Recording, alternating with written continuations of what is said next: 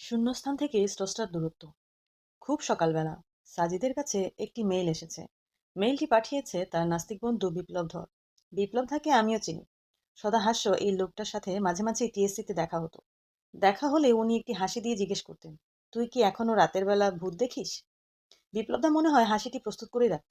দেখা হওয়া মাত্রই ডেলিভারি দিতেন। বিপ্লবদাকে আমি চিনতাম সাজিদের মাধ্যমে। সাজিদ আর বিপ্লবদা একই ডিপার্টমেন্টে। বিপ্লবদা সাজিদের চেয়ে 2 ব্যাচ সিনিয়র। বিশ্ববিদ্যালয় জীবনের প্রথম দিকে সাজিদ যে নাস্তিক হয়ে গিয়েছিল তার পিছনের কারিগর বিপ্লবদা। বিপ্লবদা তাকে বিভিন্ন নাস্তিক অ্যাগনস্টিকদের বই পড়িয়ে নাস্তিক বানিয়ে ফেলেছিল। সময়ের ব্যবধানে সাজিদ এখনো আর নাস্তিক নেই। ইতিমধ্যে বিশ্বাসের দেয়ালে প্রথম চুমুটি দিয়ে ফেলেছে। আমি ক্লাস শেষে রুমে ঢুকে দেখলাম সাজিদ বরাবরের মতোই কম্পিউটারের সামনে বসে আছে। কি যেন লিখছে। আমাকে দেখা মাত্রই বলল, তোর দাওয়াত আছে? আমাকে দেখা মাত্রই বলল, তোর দাওয়াত আছে। কোথায়? আমি জিজ্ঞেস করলাম।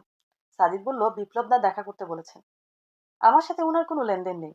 আমাকে এইভাবে দেখা করার বলার কোনো হেতু কি বুঝলাম না। সাজিদ বলল, ঘাবড়ে গেলি নাকি? তোকে একা না, সাথে আমাকেও। এই বলে সাজিদ বিপ্লবদার মেলটি ওপেন করে দেখালো। মেলটি হুবহু এরকম। সাজিদ, আমি তোমাকে একজন প্রগতিশীল উদার মনসম্পন্ন মুক্তমনা ভাবতাম। পড়াশোনা করে তুমি কথিত ধর্মীয় গোঁড়ামি আর অন্ধবিশ্বাস থেকে বেরিয়ে এসেছিলে। কিন্তু তুমি যে আবার সেই অন্ধবিশ্বাসের জগতে ফিরে যাবে সেটা কল্পনাও করিনি। আজ বিকেলে বাসায় এসো, তোমার সাথে আলাপ আছে। আমরা খাওয়া দাওয়া করে জোহরের নামাজ পড়ে বিপ্লবদার সাথে দেখা করার জন্য বের হলাম। বিপ্লবদা আগে থাকতেন বনানী, এখন থাকেন কাটাবনে। জ্যাম কাটিয়ে আমরা যখন বিপ্লবদার বাসায় পৌঁছলাম তখন আসরের ওয়াক্ত হয়ে গেছে। বিপ্লবদার সাথে হ্যান্ডশেক করে আমরা বসলাম না। সাজিদ বলল, দাদা, আলাপ একটু পরে হবে, আগে আসরের নামাজটা পড়ে আসি। বিপ্লবদা না করলেন না। আমরা বেরিয়ে গেলাম। পার্শ্ববর্তী মসজিদে আসরের নামাজ পড়ে ব্যাক করলাম। বিপ্লবদা ইতিমধ্যেই কফি তৈরি করে রেখেছেন। খুবই উন্নত মানের কফি। কফির গন্ধটা পুরো ঘরময় ছড়িয়ে পড়লো মুহূর্তেই। সাজিদ কফি হাতে হাতে নিতে নিতে আমাকে উদ্দেশ্য করে বলল, জানিস বিপ্লবদার এই কফি বিশ্ববিখ্যাত।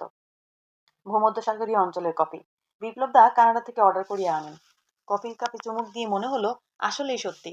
এত ভালো কফি হতে পারে ভাবাই যায় না। সাজিদ এবার বিপ্লবদার দিকে তাকিয়ে বলল, আলাপ শুরু হোক। বিপ্লবদার মুখে সদা হাস্যভাবটা আজকে নেই। ওনার পরম শিষ্যের এরকম অধপতনে সম্ভবত মন কিছুটা বিষণ্ণ। বললেন, তোমার সিদ্ধান্তের প্রতি আমার যথেষ্ট শ্রদ্ধা আছে। তবে তোমাকে একটি বিষয় বলার জন্য আসতে বলেছি। হয়তো তুমি ব্যাপারটা জেনে থাকবে, তবুও। সাজিদ কফির কাপে চুমুক দিয়ে বলল, জানা বিষয়টাও আপনার মুখ থেকে শুনলে মনে হয় নতুন শুনছি। আমি আপনাকে কতটা পছন্দ করি তা তো আপনি জানেনই। বিপ্লব দা কোনো ভূমিকায় গেলেন না, সরাসরি বললেন, ওই যে তোমার সৃষ্টিকর্তা, ওনার ব্যাপারে বলতে চাই। তুমি বিজ্ঞানের ছাত্র, তুমি হয়তো এ ব্যাপারে জানো। সম্প্রতি বিজ্ঞান প্রমাণ করেছে এই মহাবিশ্ব সৃষ্টিতে সৃষ্টিকর্তা কোনো ভূমিকাই নেই। মহাবিশ্ব সৃষ্টি হয়েছে শূন্য থেকে। আগে তোমরা মানে বিশ্বাসীরা বলতো, একটা সামান্য সূর্য যখন কোনো কারিগর ছাড়া এমনি এমনি তৈরি হতে পারে না, তাহলে এই গোটা মহাবিশ্ব কিভাবে তৈরি হবে আপনা আপনি। কিন্তু বিজ্ঞান এখন বলছে এই মহাবিশ্ব শূন্য থেকে আপনা আপনিই তৈরি হয়েছে, কারো সাহায্য ছাড়াই।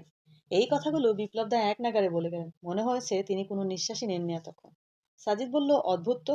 তাহলে তো আমাকে আবার নাস্তিক হয়ে যেতে হবে দেখছি। হা হা হা। সাজিদ চমৎকার একটা হাসি দিল। বিপ্লব দা সেদিকে মনোযোগ দিয়েছেন বলে মনে হলো না। উনি মোটামুটি একটা লেকচার শুরু করেছেন। আমি আর সাজিদ খুব মনোযোগী ছাত্রের মতো ওনার বৈজ্ঞানিক কথাবার্তা শুনছিলাম। তিনি যা বুঝালেন তার সারসংক্ষেপ ঠিক এরকম। পদার্থবিজ্ঞানে নতুন দিগন্তের উন্মোচন করেছে কোয়ান্টাম মেকানিক্স। এই কোয়ান্টাম মেকানিক্সে একটি থিওরি আছে, সেটি হতে কোয়ান্টাম ফ্লাকচুয়েশন। এই কোয়ান্টাম ফ্লাকচুয়েশনের মূল কথা হলো মহাবিশ্বে পরম শূন্যস্থান বলে আদতে কিছু নেই। মানে আমরা যেটাকে নাথিং বলে এতদিন জেনে এসেছি, বিজ্ঞান বলছে আদতে নাথিং বলতে কিছুই নেই। প্রকৃতি শূন্যস্থান পছন্দ করে না। তাই যখনই কোনো শূন্যস্থান তৈরি হয়, সেখানে 1 সেকেন্ডের বিলিয়ন ভাগের 1 ভাগ সময়ের মধ্যে কণা ও প্রতিকণা তৈরি হচ্ছে, এবং একটির সাথে অন্যটির ঘর্ষণে ধ্বংস হয়ে যাচ্ছে। তোমরা কি জানো কোয়ান্টাম ফ্লাকচুয়েশনের ধারণা কোথা থেকে এসেছে? আমি বললাম, না। বিপ্লব দা আবার বলতে শুরু করলেন, এই ধারণা এসেছে হাইজেনবার্গের বিখ্যাত অনিশ্চয়তা নীতি থেকে। হাইজেনবার্গের সেই বিখ্যাত সূত্রটা তোমরা জানো নিশ্চয়ই। সাজিদ বলল, হ্যাঁ, হাইজেনবার্গ বলেছেন আমরা কখনো একটি কণার অবস্থান এবং এর ভরবেগের সঠিক পরিমাণ একসঙ্গে অ্যাকুরেটলি জানতে পারবো না। যদি অবস্থান সঠিকভাবে জানতে পারি, তাহলে এর ভরবেগের মধ্যে গলদ থাকবে। আবার যদি ভরবেগ সঠিকভাবে জানতে পারি, তাহলে এর অবস্থানের মধ্যে গলদ থাকবে। দুটো একই সঙ্গে সঠিকভাবে জানা কখনোই সম্ভব না। এটা যে সম্ভব না, এটা বিজ্ঞানের অসারতা নয়। আসলে এটা হলো কণার ধর্ম বা বৈশিষ্ট্য। বিপ্লব দা বললেন, এক্স্যাক্টলি, একদমই তাই। হাইজেনবার্গের এই নীতিকে শক্তি আর সময়ের ক্ষেত্রে ব্যবহার করা যায়। হাইজেনবার্গের এই নীতি যদি সত্যি হয়, তাহলে মহাবিশ্বে শূন্যস্থান বলে কিছু থাকতেই পারে না। যদি থাকে, তাহলে তার অবস্থান ও ভরবেগ দুটোই শূন্য চলে আসে, যা হাইজেনবার্গের নীতি বিরুদ্ধ। এটুকু বলে বিপ্লব দা একটু থামলো। পর থেকে কফি ঢালতে ঢালতে বললেন, বুঝতেছো তোমরা? সাদিদ বুঝেছে কিনা জানি না, তবে আমার কাছে ব্যাপারটি দুর্বোধ্য মনে হলেও বিপ্লবদার উপস্থাপন ভঙ্গিমা সেটাকে অনেকটাই প্রাঞ্জল করে তুলেছে। ভালো লাগছে। বিপ্লবদা কফিতে চুমুক দিলেন। এরপর আবার বলতে শুরু করলেন, তাহলে তোমরা যে বলো বিগ ব্যাং এর আছে আগে কিছুই ছিল না, না সময়, না শক্তি, না অন্য কিছু, তাহলে বিগ ব্যাং এর বিস্ফোরণটি হলো কিভাবে? এর জন্য নিশ্চয়ই কোনো শক্তি দরকার, কোনো বাহ্যিক বল দরকার, তাই না? এটা বলে তোমার স্রষ্টার ধারণাকে জায়েজ করতে। তোমরা বলতে এই বাহ্যিক বলটা এসেছে স্রষ্টার কাছ থেকে, কিন্তু দেখো বিজ্ঞান বলছে এখানে স্রষ্টার কোনো হাত নেই।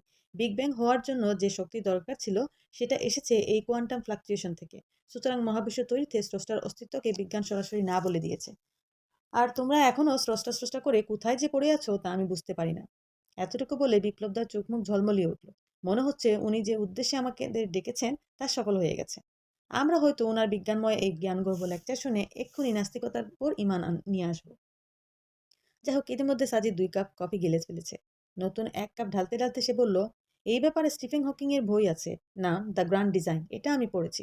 সাজিদের কথা শুনে বিপ্লবদাকে খুব খুশি মনে হলো। তিনি বললেন, বাহ, তুমি তাহলে পড়াশোনা স্টপ করোনি? বেশ বেশ, পড়াশোনা করবে, বেশি বেশি পড়বে, যত পড়বে তত দৃষ্টিভঙ্গির প্রসারতা বাড়বে। সাজিদ হাসলো। হেসে সে বলল, কিন্তু দাদা, এই ব্যাপারে আমার কনফিউশন আছে। কোন ব্যাপারে? বিপ্লবদার প্রশ্ন। স্টিফেন হকিং আর লিওনার্ডো স্লোদিনের বই এর ব্যাপারে।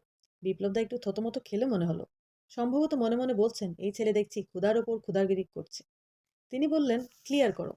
সাজিদ বলল, আমি 2 দিক থেকে এটার ব্যাখ্যা করব, বিজ্ঞান ও ধর্ম, যদি অনুমতি দেন। অবশ্যই, বিপ্লবদা বললেন। আমি মুগ্ধ শ্রোতা। গুরু আর প্রাক্তন শিষ্যের তর্ক জমে উঠেছে। সাজিদ বলল, প্রথম কথা হচ্ছে স্টিফেন হকিং এর এই থিওরিটা এখন থিওরি, সেটা ফ্যাক্ট নয়। এই ব্যাপারে প্রথম কথা বলেন বিজ্ঞানী লরেন্স ক্রাউস। তিনি এটা নিয়ে একটি বিশাল সাইজের বই লিখেছেন। বইটার নাম ছিল এ ইউনিভার্স ফ্রম নাথিং। অনেক পরে এখন স্টিফেন হকিংস এটা নিয়ে উনার দ্য গ্র্যান্ড ডিজাইনে কথা বলেছেন। উনার এই বইটা প্রকাশ হওয়ার পর সিএনএন এর এক সাংবাদিক হকিংকে জিজ্ঞেস করেছিলেন, আপনি কি ঈশ্বরে বিশ্বাস করেন? হকিং বলেছিলেন, ঈশ্বর থাকলেও থাকতে পারে, তবে মহাবিশ্ব তৈরিতে তার প্রয়োজন নেই। বিপ্লবদা বলল, সেটাই। উনি বুঝালেন যে ঈশ্বর মূলত ধার্মিকদের একটি অকার্যকর বিশ্বাস। হকিং কি বুঝিয়েছেন জানি না, কিন্তু হকিং এর ওই বইটি অসম্পূর্ণ। কিছু বিতর্ক আছে। বিপ্লবদা কফির কাপ রাখতে রাখতে বললেন, বিতর্ক মানে? দাঁড়ান, বলছি। বিতর্ক মানে উনি কিছু বিষয় বইতে পরিষ্কার করেননি। যেহেতু এটা বিজ্ঞান মহলে প্রমাণিত সত্য নয়, তাই এটা অনেক বিতর্কিত হয়েছে। ওনার বইতে যে বিতর্কগুলো আছে সেগুলো ধারাবাহিকভাবে বলছি। বিতর্ক নাম্বার 1। হকিং বলেছেন শূন্য থেকে কোয়ান্টাম ফ্লাকচুয়েশনের মাধ্যমে বস্তুকণা তৈরি হয়েছে এবং সেটা মহাকর্ষ বলের মাধ্যমে নিউট্রালাইজ হয়েছে। এখানে প্রশ্ন হলো, শূন্য বলতে হকিং কি একদম নাথিং বুঝিয়েছেন নাকি কোয়ান্টাম ভ্যাকুয়ামের অনুপস্থিতি বুঝিয়েছেন? সেটা পরিষ্কার করেননি। হকিং বলছেন, শূন্যস্থানে বস্তুকণার মাঝে কোয়ান্টাম ফ্লাকচুয়েশন হতে হলে সেখানে মহাকর্ষ বল প্রয়োজন। কিন্তু ওই শূন্যস্থানে এটি কোথা থেকে এবং কিভাবে মহাকর্ষ বল এলো তার কোনো ব্যাখ্যা দেননি। বিতর্ক নাম্বার 2। হকিং তার বইতে বলেছেন মহাবিশ্ব তৈরি হয়েছে একদম শূন্য থেকে, কোয়ান্টাম ফ্লাকচুয়েশনের মাধ্যমে। তখন সময় এর আচরণ আজকে সময়ের মতো ছিল না। তখন সময়ের আচরণ ছিল স্থান স্থান বা স্পেসের মতো। কারণ এই ফ্লাকচুয়েশন হওয়ার জন্য প্রাথমিকভাবে সময়ের দরকার ছিল না, স্থানের দরকার ছিল।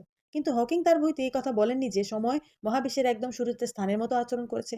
সেই সময় পরে ঠিক কবে আর কখন থেকে আবার টাইমের মতো আচরণ শুরু করলো এবং কেন, সেটা তিনি ক্লিয়ার করেননি। আমি বিপ্লবদার মুখের দিকে তাকালাম। তার চেহারার উৎফুল্ল ভাবটা চলে গেছে। সাজিদ বলেই যাচ্ছে। বিতর্ক নাম্বার 3। পদার্থবিদ্যার যে সূত্র মেনে কোয়ান্টাম ফ্লাকচুয়েশন হয়ে মহাবিশ্ব তৈরি হলো, তখন শূন্য অবস্থায় পদার্থবিদ্যার এই সূত্রগুলো বলবৎ থাকে কি করে? এটার ব্যাখ্যা হকিং দেননি। বিতর্ক number 4।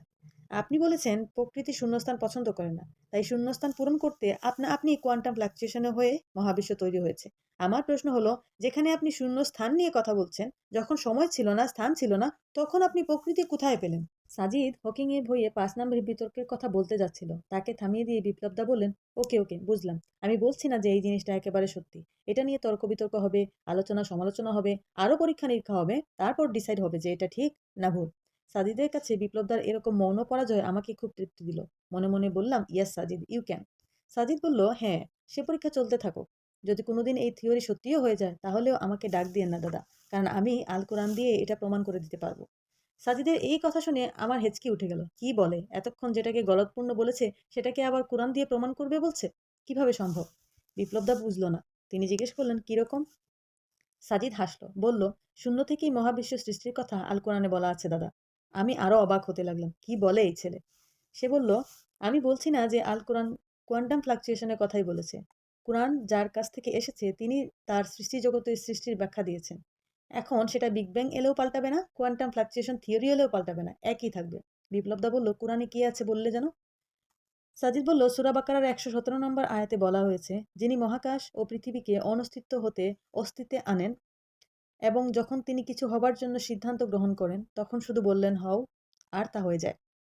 Creator of the heavens and the earth from nothingness, he has only to say when he wills a thing be and it is. দেখুন, আমি আবারও বলছি, আমি এটা বলছি না যে আল্লাহ তাআলা এখানে কোয়ান্টাম ফ্লাকচুয়েশনের কথাই বলেছেন। তিনি তার সৃষ্টির কথা বলেছেন। তিনি অনস্তিত্ব অর্থাৎ নাথিং থেকে অস্তিত্ব অর্থাৎ সামথিং এনেছেন। এমন না যে আল্লাহ তাআলা তার হাত দিয়ে প্রথমে মহাবিশ্বে ছাদ বানালেন, তারপর তাতে সূর্য, চাঁদ, গ্যালাক্সি এগুলো একটা একটা করে বসিয়ে দিয়েছেন। তিনি কেবল নির্দেশ দিয়েছেন। হকিংও একই কথা বলেছেন। কিন্তু তারা বলছে এটা এমনি এমনি হয়ে গেছে শূন্য থেকে। আল্লাহ তাআলা বলছেন না, এমনি এমনি হয়নি। আমি যখন নির্দেশ করেছি হও, কুন, তখন তা হয়ে গেল। হকিং ব্যাখ্যা দিতে পারছেন না এই কোয়ান্টাম ফ্লাকচুয়েশনের জন্য মহাকর্ষ বল কোথা থেকে এলো, সময় কেন, কিভাবে স্থান হলো, পরে আবার সেটা সময় হলো। কিন্তু আমাদের স্রষ্টা ব্যাখ্যা দিয়েছেন। তিনি বলছেন হতে, আর তা হয়ে গেল। ধরুন একজন ম্যাজিশিয়ান ম্যাজিক দেখাচ্ছে। ম্যাজিশিয়ান বসে বসে আছে স্টেজের এক কোনায়, কিন্তু সে তার চোখের ইশারায় ম্যাজিক দেখাচ্ছে। দর্শক দেখছে খালি টেবিলের উপর হঠাৎ একটি কবুতর তৈরি হয়ে গেল এবং সেটা উড়েও গেল। দর্শক কি বলবে এটা কোয়ান্টাম ফ্লাকচুয়েশনের মাধ্যমে তৈরি হয়ে গেছে? না, বলবে না। এর পেছনে ম্যাজিশিয়ানের কার্যসাজি আছে। সে স্টেজের এক কোণা থেকে চোখ দিয়ে ইশারা করে বলেই এটা হয়েছে। সৃষ্টির এই সূচনার ব্যাপারটাও এমন। তিনি শুধু বলছেন হও, আর মহাবিশ্ব আপনা আপনি হয়ে গেল। মাগরিবের আজান পড়তে শুরু করেছে। বিপ্লবদাকে অনেকটাই হতাশ হতে দেখলাম। আমরা বললাম আজ তাহলে উঠি। উনি একটা নিঃশ্বাস ছেড়ে বললেন এসো। আমরা বেরিয়ে পড়লাম। আমি অবাক হয়ে সাজিদের দিকে তাকিয়ে আছি। কে বলবে এই ছেলেটা গত ৬ মাস আগেও নাস্তিক ছিল, নিজের গুরুকে কিরকম কুপকাত করে দিয়ে এলো। কোরআনে সূরা বাকারার ১১৭ নম্বর আয়াতটি কত শতবার পড়েছি, কিন্তু এভাবে কোনোদিন ভাবিনি। আজকে এটা সাজিদ যখন বিপ্লবটাকে বুঝিয়েছিল, মনে হচ্ছিল আজকেই নতুন শুনছি এই আয়াতের কথা। গর্ব হতে লাগলো আমার।